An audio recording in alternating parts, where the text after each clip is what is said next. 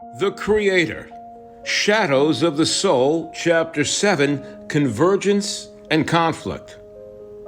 As we open Chapter 7, Danny is reeling from David's revelation that all things, both fictional and physical, are bound by a code, a kind of computer code, all within a cosmic simulation. Danny grapples with the staggering realization that his writing itself may be altering reality.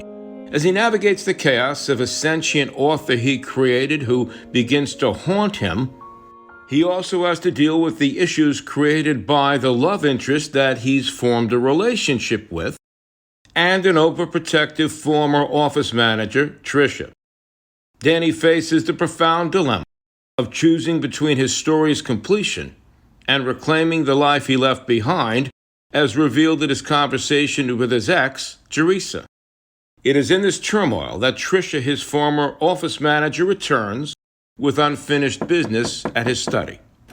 I felt that I had to come back. I'm no longer your office manager, and you may not want to hear this, but I really need to start looking after myself now professionally. I spent enough time worrying about you. I even called your doctor and worrying about the book. I have to now focus on me and my career. And look, you're a grown man. You have free will. You're going to do what you want with your life anyway. I'm not here to tell you what to do, and I'm not going to be there to clean up the mess anymore, so I guess it's on you, and what you decide is your business. Maybe it should have always been that way. Tricia continues to run on, unburdening herself. You know, you've gotten yourself into this pickle, and I want you to know I'm still here for you, but I can't do more than I've already done anyway. I've involved Dr. Harrison.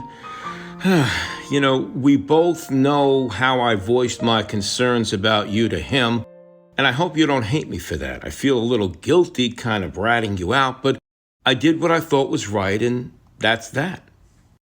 Danny answers with understanding. Well, I actually had a similar conversation with Teresa. She asked me a simple question. Do I choose this story, this project, or do I choose the life that I'm truly living, the one I've been given, even with its flaws? You know, I have always liked her, Tricia says, until, of course, the betrayal. Well, there's no way for me to go back to her regardless, Tricia. And both of us might be better off as friends, just looking out for each other. As Tricia leaves for the door, she says, well, at least I feel I have some closure about us and how we work together and about how concerned I was about you. And maybe you even have some closure, or you're aiming toward it in your relationship with, or your former relationship with Teresa.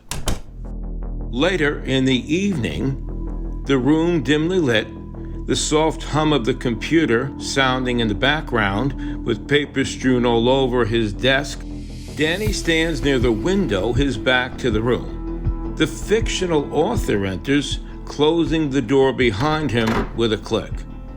Danny says jokingly, what is this, Grand Central Station? People just keep coming in and out about this book. It's crazy. But the fictional author isn't amused. You're playing a very dangerous game, Danny. You're not just creating characters anymore. You're crossing lines that were never meant to be crossed. You're bringing them to life, Danny, and they're not just two-dimensional figures in a story. When you gave them agency, when you started altering their paths, you created a feedback loop. And now, by doing that, you're tampering with their code, that which accompanies their existence. And by doing that, you tamper with the very foundations of their reality and also your own reality. There's a look of recognition on Danny's face because what the fictional author is telling him echoes what David, his IT specialist, said to him the day before. The fictional author continued, if you just kept them as characters, two-dimensional, following whatever scripts they were supposed to follow, none of this would be happening. Their world would remain separate and harmless. But you've crossed the line, and now every change you make ripples outward. And it affects not just them, but everything. Well, what do you mean, everything? Well, you're messing with the code. The code behind, call it the simulation, that holds it all together. Danny, do you understand you're messing with reality itself? Worse yet, you're destabilizing the foundations of existence. It's like hammering away at the base of a house until it falls down. It's not just her world or yours that's at risk. You're risking everything, all of existence. You know what happens when you start tampering with foundation, right? It's the same principle that terrifies physicists. The idea that a small experiment, like splitting an atom or accelerating a particle, could unravel the universe.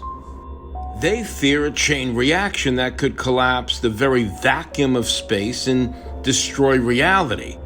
And believe it or not, you don't have a $20 billion particle accelerator. You've got a little word processor out of date. But that's exactly what you're doing here. Danny's face drains of color as the full scope of his actions become clear. Stepping closer, his fictional alter ego says, and you've been altering the mysterious woman without her knowing it, changing the very code that makes her who she is. It's like casting a spell, a love spell that binds her without her consent, but it doesn't stop there. You're also altering the code of her world, the world of fiction that you created, the very fabric of existence she comes from. But beyond that, it affects your world too, because you're caught up in this feedback loop. So if you keep this up, you could unmake everything, all because you wanted to be with one of your characters. Forget about me and what I might have had with her. Is it worth it, what you're trying to do? But how could it affect everything? Because you created a connection, a feedback loop between worlds, and you're altering not just her and her world, but everything. You're playing with forces you don't understand. You owe her the truth, Danny. Full disclosure.